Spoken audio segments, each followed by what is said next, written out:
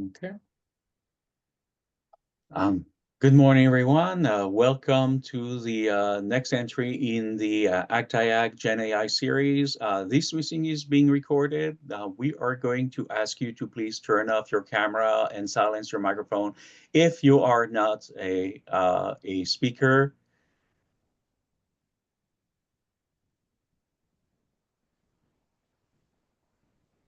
And we will get started in a minute or so, but well, here we go. All right. Welcome to the Emerging Tech COI meeting. This meeting is part of the GenAI series. ACT-IAC, Emerging Tech Community of Interest have multiple working group. We have an AI working group, an IoT and smart infrastructure working group, a blockchain, quantum computing and high performance computing, DevSecOps, and the disruptors in government. Today, we are welcoming Microsoft to talk about Copilot. This is going to be a two-meeting series. Today, we're going to be talking about Copilot. And on next Tuesday, we will be talking about Copilot Studio. All applications are presented here for federal users. Today, we have with us Ryan Williams and Dustin Hodges. I'll let them introduce themselves. Just before I give them the microphone, just wanted to mention what the upcoming session, which is going to be next Tuesday, November 18th. It is going to be part of the AI working group meeting, and it's going to be from noon to 1, also via Zoom. And we will, if you want to get an invitation to this meeting, please make sure to contact Renetta. Our email address is here, rdin@actiac.org, if you're not already a member of the AI working group. And with that, I'm going to pass the microphone to Ryan and Dustin and let them talk to us about Microsoft Copilot.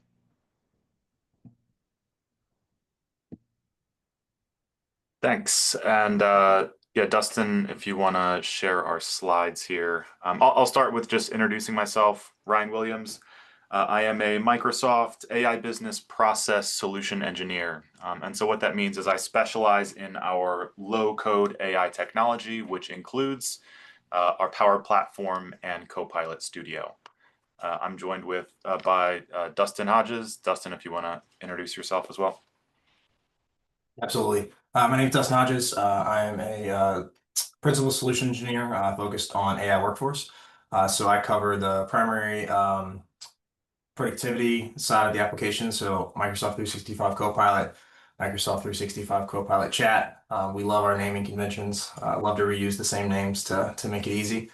So we'll talk through, and my focus today will be more on the productivity side. And then as we go through, we'll explain a little more where there is a little bit of crossover with some of that Copilot Studio as well, to tee you up for the next session that's more in depth. All right, so if we could start on slide 2, Dustin. First of all, thank you so much for the invite. Very happy to collaborate with this group, especially on a day like today, which marks the reopening of our government after the longest shutdown. So we're very excited to be here and engage with you all. Now, before we get into the fun stuff and showcase and actually demonstrate all of our latest and greatest AI solutions, I did want to pause and acknowledge some of the challenges that we see governments facing around the globe. In my opinion, a solution can only be as meaningful as the problems that it sets out to solve. And so when we look at things and we look at the global government and technology landscape, the things that we see, first thing that's abundantly clear, right? The pace of change and innovation is rapidly accelerating in this environment. There's really a slew of challenges that we're seeing government organizations tackling and needing to urgently address. So some of those: demographic pressure, right? There are less working age people today supporting their dependents, both young and old. Legacy systems and technical debt. How can we modernize our legacy systems to better serve our mission? limited budget and workforce, right? How do we do more with less in this environment? And of course, the rising cybersecurity threats. We know that the threat actors are using AI in their arsenal. So how do we fight fire with fire and use AI in our defense? So, when Microsoft is framing its approach to AI, these are the types of macro level challenges that we're thinking about. And we believe AI is a world-altering innovation only because it helps to solve these type of world-altering problems. So I'll get off my soapbox and we can start to talk on the next slide, Dustin, about some of our solutions, right? So first of all, in broad terms, some of the solutions that we see or opportunities rather that AI is presenting our government organizations. First, how do we use AI to enrich the government employee experience, right? Since its inception, really, Microsoft has been focused on personal productivity. And we believe AI is the perfect companion to that, right? To take it to the next level. On the flip side, we also want to be able to enrich our citizen engagement and the citizen experience.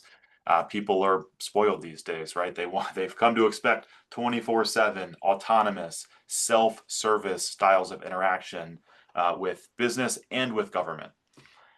We also have an opportunity to reshape our processes, right? And that is through the process of AI innovation and automation, so autonomous agentic AI solutions.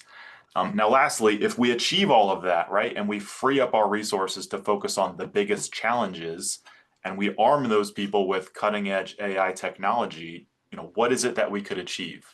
And so that's where we get into bending the curve on innovation and bringing some of those cutting edge solutions to light. So with that, and on the next slide, we will get into, how do we frame that and how do we map those opportunities to our Microsoft services? I like to think of it as a spectrum, right? So on our left-hand side, you will see the end user focused out of the box Microsoft services. And as we progress rightwards on this diagram, we'll get into more of the developer focused and heavily customizable options. So starting left to right, we've got Copilot Chat and M365 Copilot. Those are, more of the personal assistant style of service that you can use. Beyond that, we've got Microsoft Agents. Those are not just assisting one employee, right, as a co-pilot, but actually working on behalf of your employees, your teams, and to take over functions. Microsoft has a dozen of those agents, which are available for you to use out of the box. If you want to take that a step further, you get into Copilot Studio, which is more of your one-stop shop for agent customization, or I should say Copilot customization, as well as agent creation. From there, and the Copilot Studio approach, which is low code, you get into Azure Foundry and Azure, AI Foundry and Azure, which is our pro code solutions, as well as third-party integrations and custom agents. So that's sort of the spectrum, left to right. Dustin, if you click once more, it'll build out just to kind of recap what we're going to cover today. This is more of our end user focus, right? So we're going to be heavy on the personal productivity and getting slightly into the light low code customization. And that's the scope for today's call.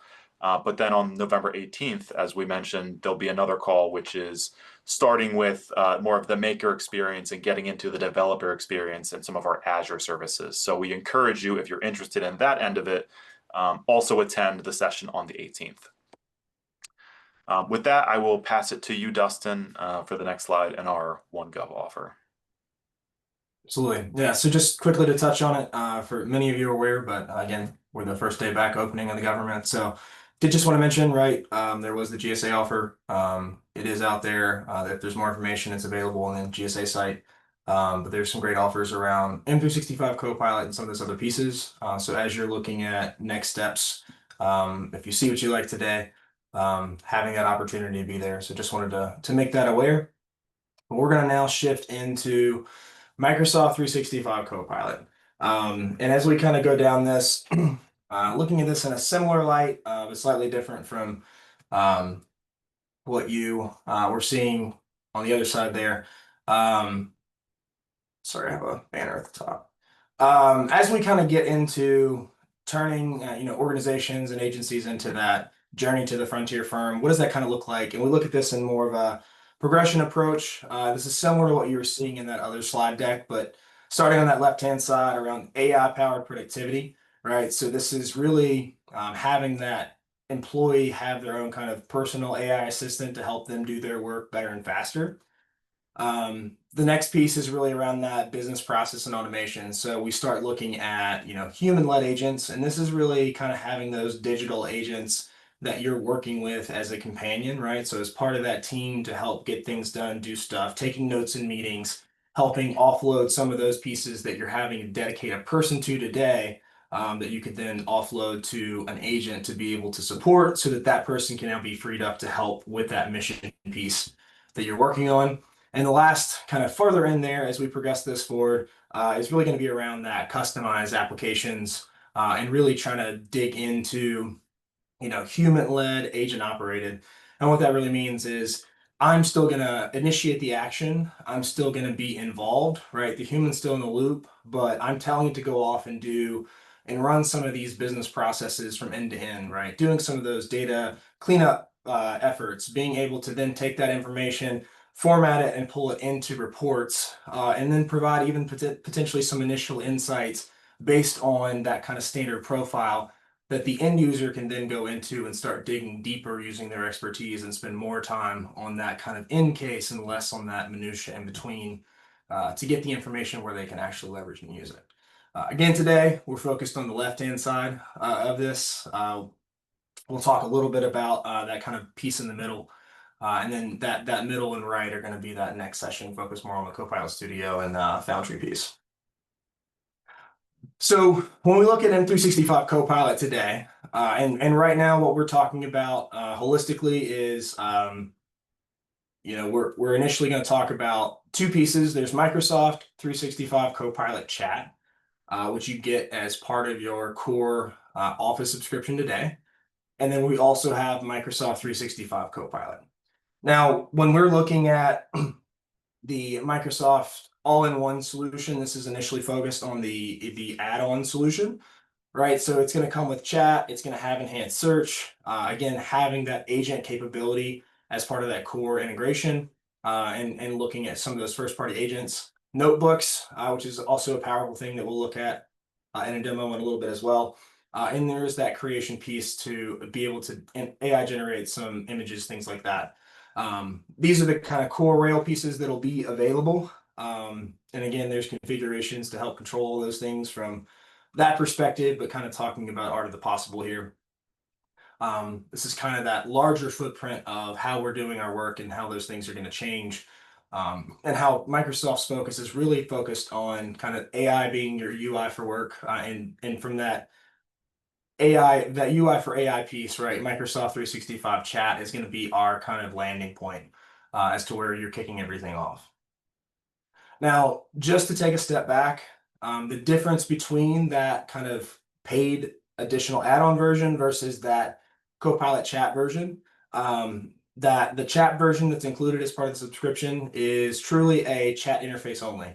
So I'll have the ability to go in and ask questions. It can leverage whatever I've included as part of my prompt itself, which could be a document if I were to upload one, as well as it could also include data on the web, depending on your environment configurations. But it's truly just a chat response capability. It's not integrated, into your network of data. It's not able to ground on the information you have access to, like the paid add-on version does.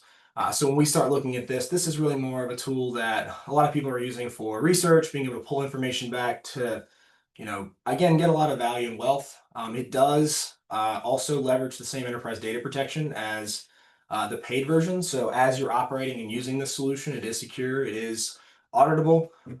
It is allowing you to operate within the boundary that you're in. So there's a lot of built-in capabilities from that perspective around that security piece and having that kind of confidence in that reaction that you're working on. When we look at the work data piece, as we switch over, this is where it actually allows you to then further go and ground on information you have access to. This is where I can go in and ask questions about documents in SharePoint that are in my OneDrive.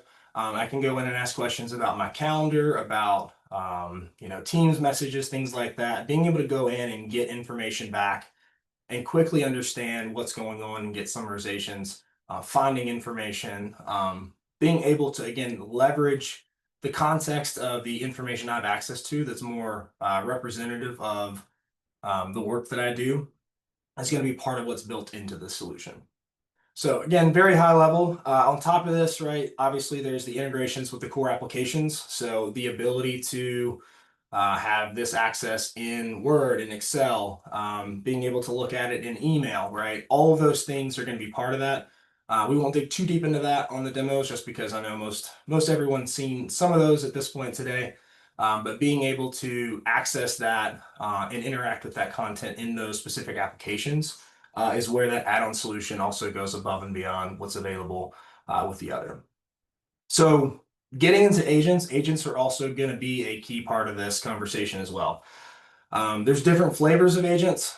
And as we go down the path, again, today we're talking a little more of the first party kind of pre-built Microsoft agents, very lightweight configurable agents that allow you to provide some guidance on how you want responses to come, as well as having the ability to kind of narrow down the scope of information that you wanted to look at, but not necessarily all the full capabilities that you're going to see on the Copilot Studio side and that further deeper integration into that low code piece.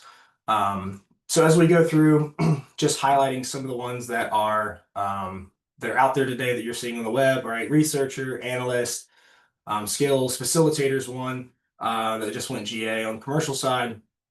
That's one that allows you to add it to a Teams meeting and it'll help kind of keep track of timing, help take those notes as you go through and provide some of that feedback above and beyond what you get with some of the core capabilities today of the intelligent recap and those pieces.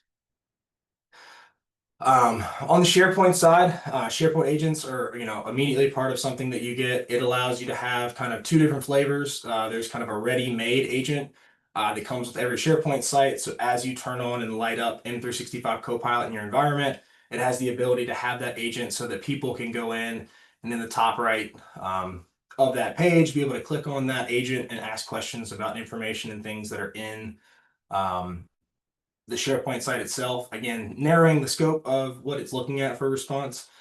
You also have the ability to create custom agents there that will allow you, again, to, let's say you're working and for example, you're part of HR, it's open enrollment. I could have that agent, if I have all of my documents in a open enrollment site, I could have it to where you could ask questions using natural language and scope it to just those particular documents so that it's not going back and looking at last year's version or looking at potentially something else I may have saved. If I work in the health field, I may have, or in the field where I'm dealing with different insurance companies, I may have conflicting comments based on which company's which.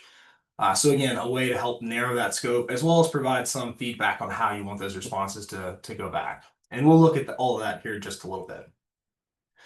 I'll just skip through that.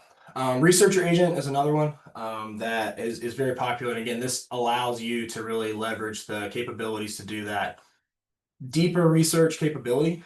So going in and really pulling back information, going through some of that deeper logic as it looks for information.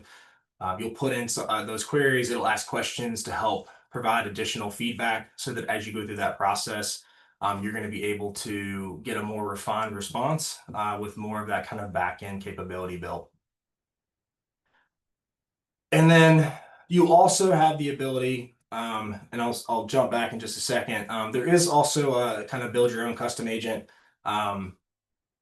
This slide's we're gonna circle back to with Ryan on the Copilot Studio side, but there is a lighter version of that on the M365 side that is also available to customers to be able to use, and we'll show that in the demo as well. But wanted to to touch on that, and I'll give a little more information about what the differences are and kind of what you're seeing there. I refer to it as the no code configurable agent versus low code, because there's really not a lot of coding that goes along with that. So that'll make more sense here in just a second when we kind of go into the demo. So I'm going to transition over now to one of my test tents here.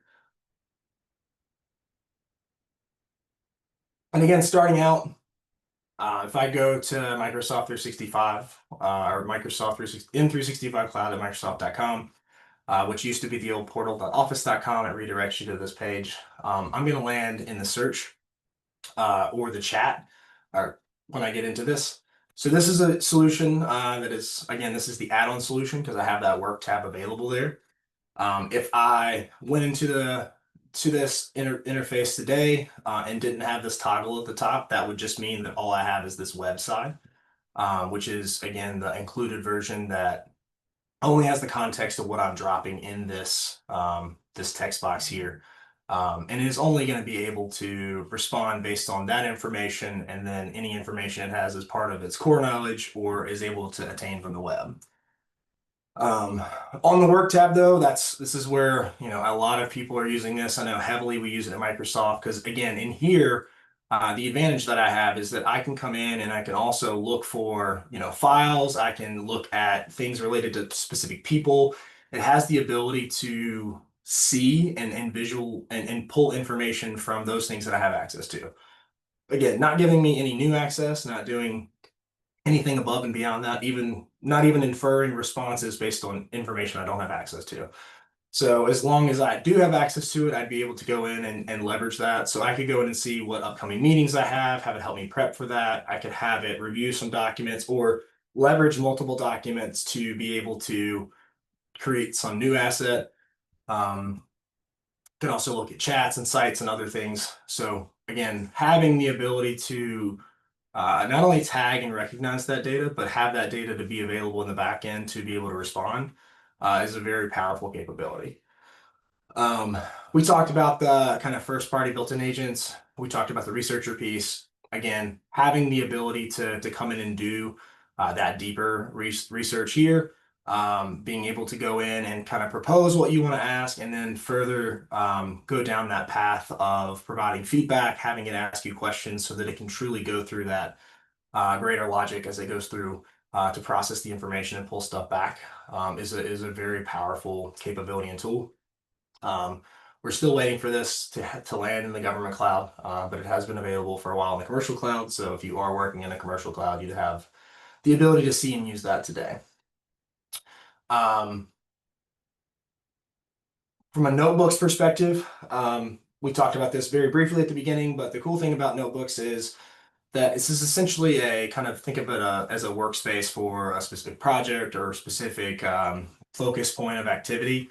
I have the ability to go in and create this notebook. Once I go in and create it, it'll give me the ability to then put in specific documents, things that I'm working on. And as I go through this process, again, similar to that scratching the surface of what agents can do, but I actually can go in here now. I can give some instructions to the notebook to tell it kind of how I want it to respond.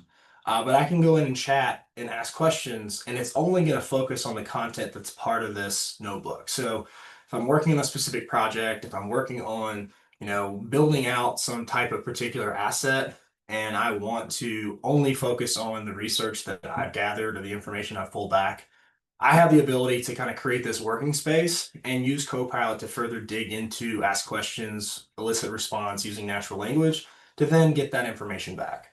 So it can be a very powerful tool depending on what you're using it for. I've used it in the past for, you know, writing my own response for my performance review, which we have due tomorrow. So, you know, very top of mind for me. And then the last piece here, just in the core pieces that come out, is the create functionality. So again, this is where I could go in and be able to create an image, you know, design a poster board, things like that. So again, using the power of AI to do some of those kind of more core capabilities of that creation piece, which obviously generative AI is really good at from a creation perspective. That being said, right, that's again the core pieces that are coming with that out of the box. This is what that new navigation is going to look like overall as we kind of transition forward. This interface, the ability to access chat and those things, is also going to be available in other apps, right? So I can have it be available in Teams. So if I'm doing my work day to day in Teams, I don't have to navigate to another place. Of course, it's not signed in. And then I can quickly go in and see, what's going on, ask questions, pull information from other places, be able to quickly go in and do those things. And then the very last piece I touched on at the end before we hand it over to Ryan is focused on the ability to I called it no code with configuration for creating an agent. I have the ability within this, if I go in and hit create agent here, what this allows me to do and the power of this really being for, hey, I want the ability to create something that people can ask questions and get feedback from, but I'm not a developer. I'm not even a power user, but I do want to try this. I have the ability to come in and again, using natural language, I can say I want to, let's say, create an agent to help provide responses on sessions at Microsoft Ignite. It's coming up next week, so very top of mind. What this is going to do is it's going to actually interact back and forth with me. And we won't go through the entire thing, but just for the brevity, right? It's going to use that information. It's going to elicit questions back. The first question it's going to ask me is, what I want to name it. Is this a good name? Ignite Session Assistant. It's a great name. Sounds good. So I can tell it what I want. It'll go through, and what's going to happen is it's asking me these questions. I'm providing it feedback, and it's actually developing out. I'm going to click over to configure and filling in all of these different sections of the agent. So again, I don't have to know anything about how to write instructions for an agent to get started with this. I don't have to know anything about the full development piece or even go into full-blown Copilot Studio, which is what Ryan will talk about in a second. You'll see the Copilot Studio logo at the top. We just renamed this to be Copilot Studio Lite. It used to be called Agent Builder, but at the end of the day, this is again that very kind of very low threshold solution to be able to help create those kind of initial agents. And really the focus here is focused on helping people more narrowly focus and kind of create that AI capability in a specific manner, right? So I want it to only focus on Microsoft Ignite. I don't want it to look at everything every time I ask a question. And I can specifically provide, files or a site or chat. Again, these are really kind of that knowledge it's going to use as a way to respond back to those questions. But I can drop a file in here. I could drop the schedule in, or I could even point it to the website that's public to say, hey, only focus on the information on this website as you're doing those responses. And then at that point, right, once that's there, I can then, the last piece, I can also create those starter prompts that you see in the window here.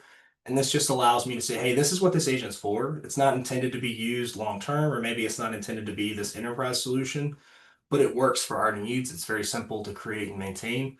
And I can go through and put in some suggested prompts so people know where to start, right? So the key to all of this in the AI world is going to be prompt engineering in the future. And for people that know nothing about that, right, having the ability to have some of those kind of core questions you're going to expect people to ask built in here will really help with that adoption and getting that usability out, and then increase that speed in which they're able to quickly move on, right? That being said, I talked a lot. Again, we'll circle back at the end for questions, but I'm going to turn it back over to Ryan. He's going to continue down that agent piece a little further. Thanks, Dustin.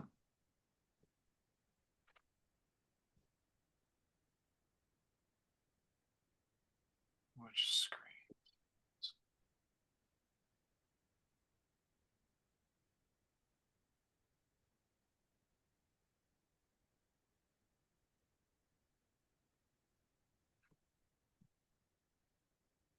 Let's see. Are you guys able to see my screen with the presentation? Yeah, it's in the presenter mode, but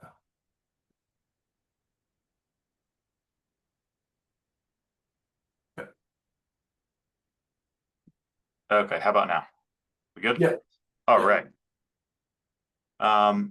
So yeah, thanks, Dustin, and great demonstration. I want to pick up where we left off, sort of with this spectrum of creation of agents, right? So everything Dustin just showed us. First of all of those fantastic built-in productivity focus services, right? Like the M365 Copilot chat, M365 Copilot, all of the great things like the SharePoint agent, right? And everything that's built in.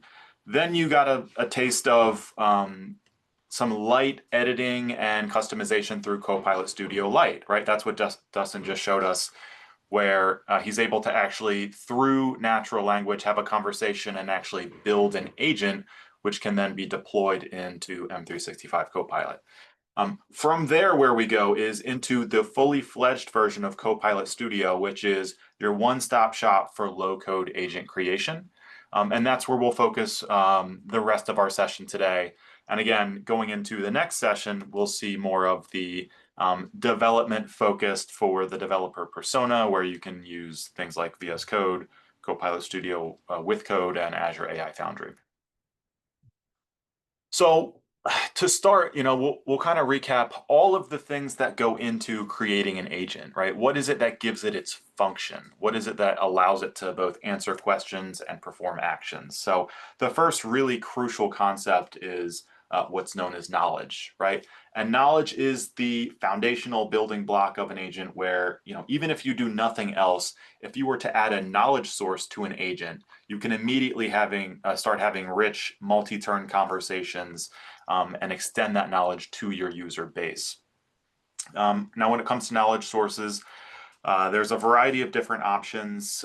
You can choose from things like public websites, internal SharePoint sites, Dataverse databases, your CRM style applications like Dynamics 365, Salesforce, ServiceNow, right? And then getting into some of our pro code style options with Azure AI Search and Azure SQL, right? So all of these great knowledge sources are used to feed the essentially under the covers RAG models that provide the information to the users. So, and by the way, we're going to be going through all of this in demonstration, so to get really a hands-on feel of what this is.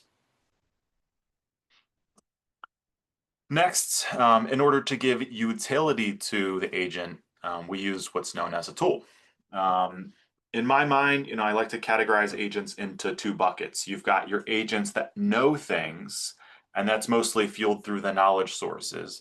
But you also have agents that can do things, and that's where tools come into play. I think essentially the agents that know things and that use knowledge sources, to me, that's becoming kind of old hat in this agentic world. And these ability to extend action to your agents, that's the new exciting frontier in generative AI development. So I think leveraging tools is definitely in your best interest. Now, there's different types of tools. So starting with the pre-built connector. If anyone's familiar with the Power Platform, you'd know we have a library of thousands of different connectors. And you can think of each of them as little gateways into all of your different services, right? So if you want to have your agent give your agent the ability to, let's say, send an email, you would use the Outlook connector, and that would grant it that ability. If you want it to be able to, let's say, edit a spreadsheet, add a new record somewhere, if you want it to be able to read from a SharePoint list or write to a SharePoint list. And by the way, this works for third-party services as well, whether it's a ServiceNow connector to read from your knowledge base or open a new incident. Connectors are the key to opening up all of that functionality for the agent. You also have the ability to use custom connectors, right? So, think of any API that might be existing. You can write your own custom connector to actually leverage that API, which ends up being a very powerful capability for the agent to have. There's also the concept of prompts. A lot of the capabilities of the agent is built on the foundational models, right? So for the most part, in our government cloud, you're talking about OpenAI and the 4.0 model specifically. But sometimes you want to get more specific in your instructions and what you're able to do through a customized prompt. And so that's what the prompt tool represents, is the ability to have a more tailored set of instructions, or even multiple sets of instructions to use in particular situations. If you're having a hard time visualize that, we're going to go through a really great example later. And then lastly, there's skills. And skills is more of a pro code concept, but similar to prompts and connectors, using what's known as the Azure Bot Framework, you can have your developers build these skills out that, again, it serves to add functionality to the agent itself. There's also the concept of topics. So an agent that you develop can also follow what's known as a topic. And a topic is really it's part of the legacy of the chatbot style of interaction. This functionality has been around longer than the more generative AI capabilities, but I don't think that makes it any less important. I think it is very important to have control of conversations when the situation dictates that as a requirement. So essentially what a topic lets you do is actually script out the things that you would like an agent to say or ask or do. So it would be triggered based on a particular phrase or topic, and it can be triggered. Not to say that you have to be overly prescriptive, right? But when a subject comes up, you can have a topic chain that describes the path you would like the conversation to follow. Now, this is very much the alternative style to something like a generative AI conversation, where it's the model that's determining at every step, what to say and ask and do. So again, two different styles, both can be used within the same agent. And when you have that requirement where you want to get very specific, right, whether it's for policy reasons or legal reasons or just the demands and the requirements of the use case, it's nice to have this as an option to say, I can get that very granular control of my agent and what I want it to say. Autonomous agents. This is a very exciting feature. It's coming soon to our government clouds. We expect it actually within the next month or two here. But an autonomous agent, and this whole concept of agentic AI is, what if we could have something trigger our agent to perform these actions besides a conversation, a hands-on keyboard style conversation with the agent itself? So it's taking us away from more of the, I'm asking the agent a question in a chat interface, and it's pulling it more into the automation style where we can still have this non-determinative automation, and it's actually being developed through that same interface, which is Copilot Studio. An example of this would be, instead of somebody having to go to an agent and ask a question or tell it to do something, maybe it's being automatically triggered every time an email is received, or every time a new file is uploaded to a SharePoint document library, or every time a new case is created in ServiceNow, right? Something like that. Something that acts as a trigger, and then that causes the agent to wake up and follow its instructions, answer questions, and perform actions. And so that's what autonomous agents represents. The last concept that's super important to understand is channels. Once you build all this great functionality into your agent, you'll need to have a place to actually host it. And so that's what channels is. There's, as you can see, a dozen or so different channels.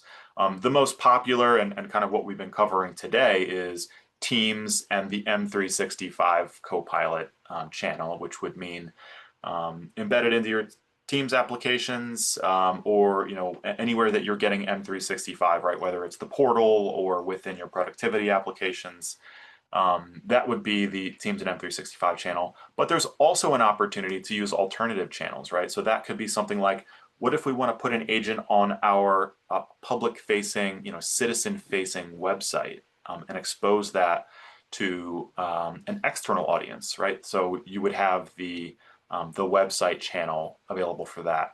Or what if we want to put it into an internal application, right? So maybe not so much Teams and M365 chat, but actually embedded directly into our application experiences and our custom apps. You can also see some of the customer engagement channels, right?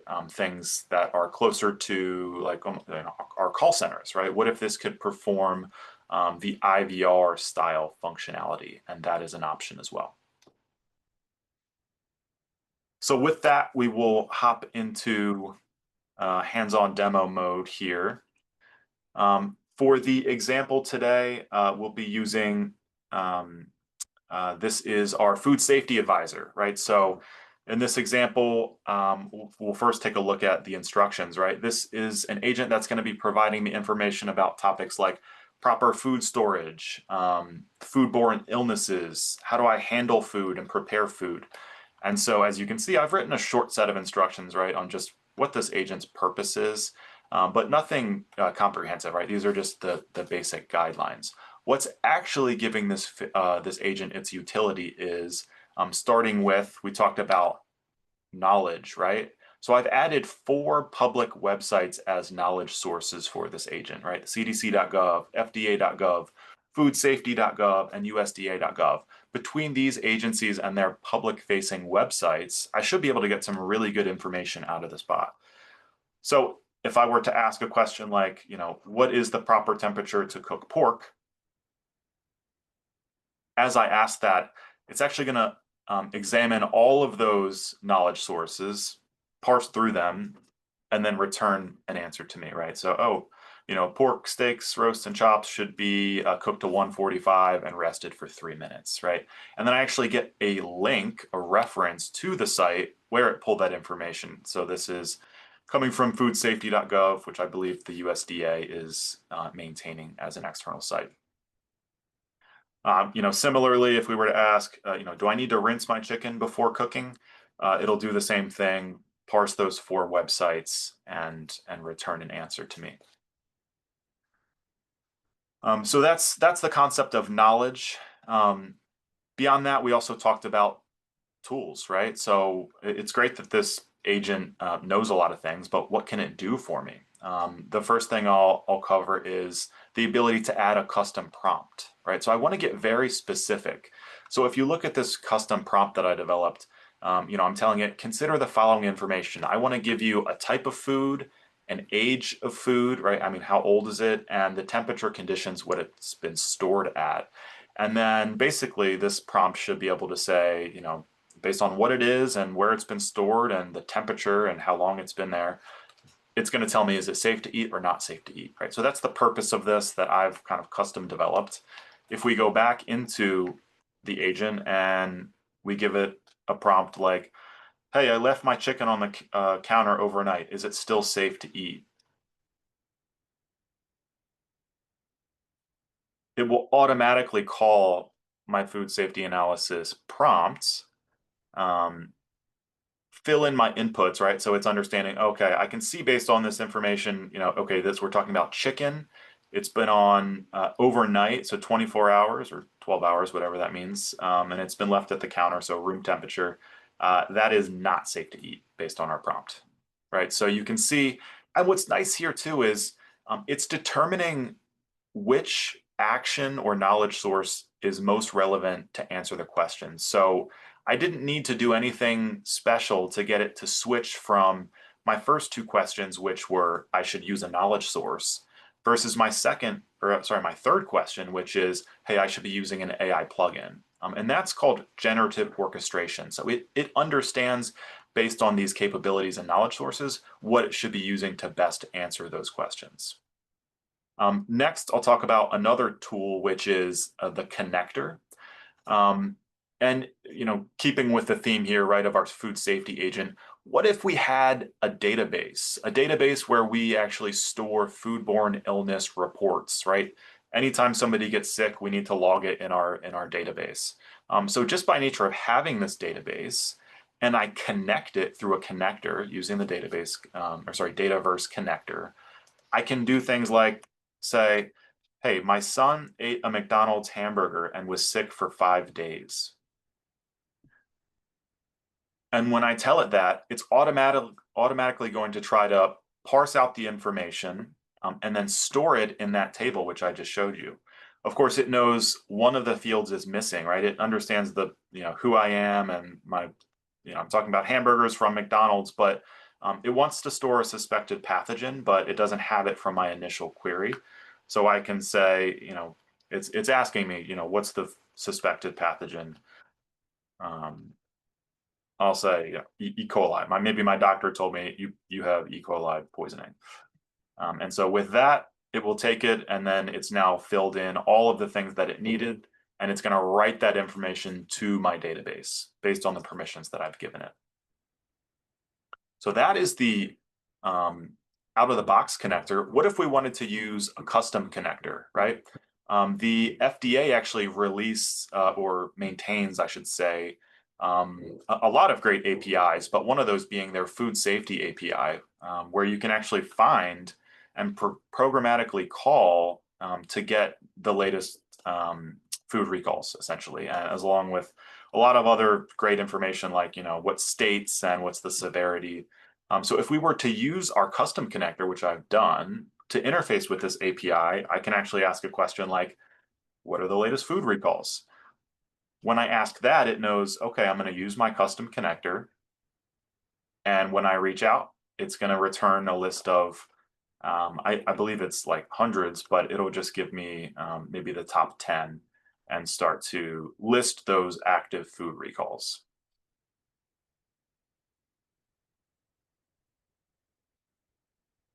From there, that's the list of tools. Oh, sorry, topics. Yeah, we should talk about topics. So I mentioned it's very useful to be able to have prescriptive control over a conversation when the need arises. I've created a custom topic in this agent for emergency situations, and I've told it, hey, anytime somebody's having an emergency or needing urgent help or is calling for help, I want you to start with this message, right? If you're experiencing a medical emergency, please call 911, right? Pretty boilerplate stuff, but it allows us to control for situations like if somebody's asking, hey, is there a frozen pizza recall? I ate some pizza for lunch. I'm having major chest pain. Instead of answering that question with the list from FDA, we're instead going to use our topic, which will tell them, hey, you actually need to call 911 if you're experiencing a medical emergency.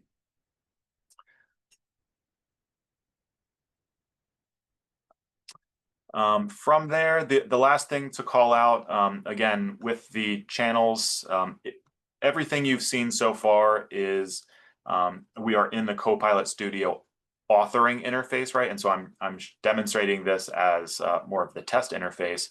When you go to publish this, you could publish it to locations like Teams and Microsoft 365 Copilot, to your external websites, to your native applications, and beyond. So with that, we will open it back up for questions. Or I guess I should also check if there were any questions in the chat. I don't know if somebody can read those off. I'm not able to see it at the moment.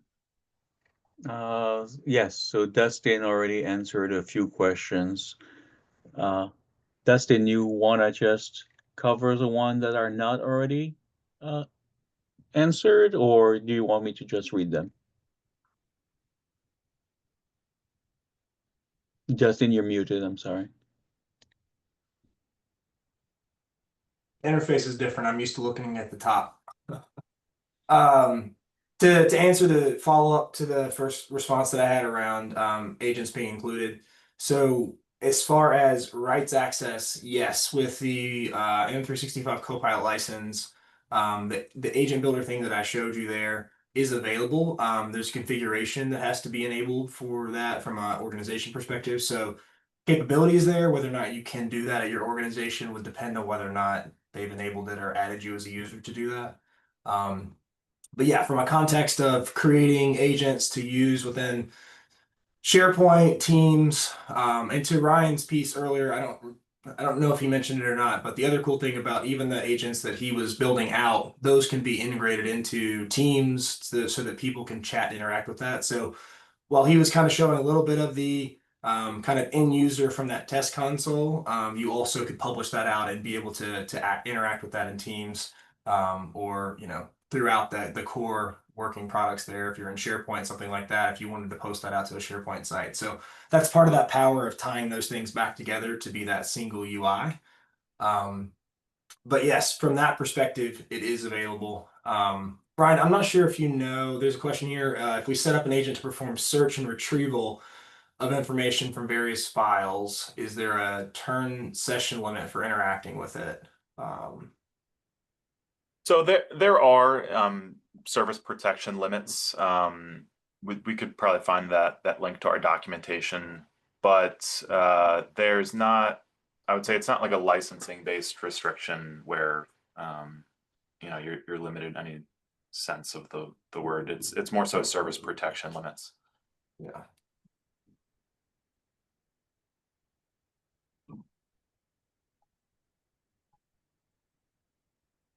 Dustin, I see one more question about certifications. Yeah, so for certifications, there's not an M365 Copilot certification like sit down exam that I'm aware of currently. There is, I believe, Copilot Studio certification, or there's an agent one that's in, I think, beta at the moment. There is the kind of AZ900, which is sort of Azure focused, but it's more AI in general. But I do think they're working on that. I'm not aware of a M365 Copilot one yet. It's more focused on the agentic side at the moment. I would say certification's one thing. If you're looking to get started and where to learn how to use these tools, learn.microsoft.com is your best resource.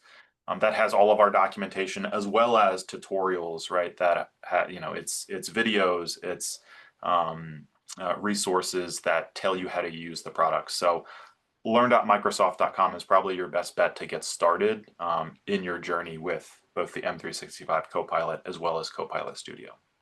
Yeah, and there are learning paths available for Copilot and those things as well. Obviously, if you're in a government cloud, there may be features that haven't landed yet, just for an awareness. But overall, as far as around prompting, getting started, kind of best practices, Learn is a great place for all of those.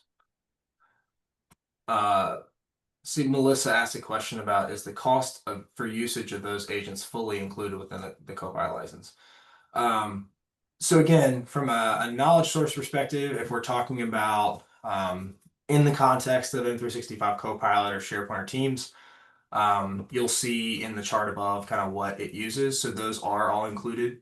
From that perspective, Ryan, I don't know if there's still a delineation for the autonomous piece. So I think that's where that position. So today, anything you could do is included. The autonomous agent piece is where there would be additional cost in the future if you were to go down that path. Yeah, that's kind of how I would summarize it, Dustin, right? So with the M365 Copilot license, the aim is that that is your personal productivity license. So yes, you can absolutely create low-code agents in Copilot Studio, as long as you're deploying them to this Teams and M365 Copilot channel, right? That's where the agents will go. It's only at the point where you want to, let's say, deploy an agent externally to a public-facing website, or maybe internally, but outside of the Microsoft ecosystem, maybe in a custom app or something like that. The other license, yeah.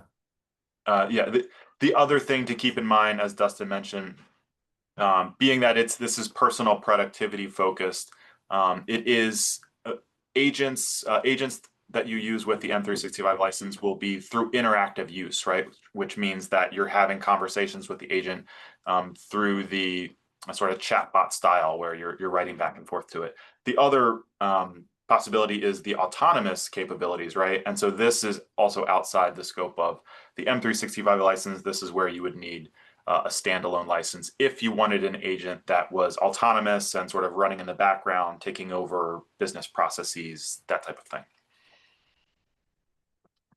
I know it's clear as mud, but it's an evolving thing from a licensing piece. Many of the capabilities are included, especially as you're getting started. And then as you start working down use cases, definitely work back as you can with your Microsoft account teams, and they can help give you more guidance, and best use the capabilities that you have today versus things that would be additional. So we say it in a qualifying way. Yes, you can go create agents, but we're not making sure we don't promise you can do anything and everything possible with just that license.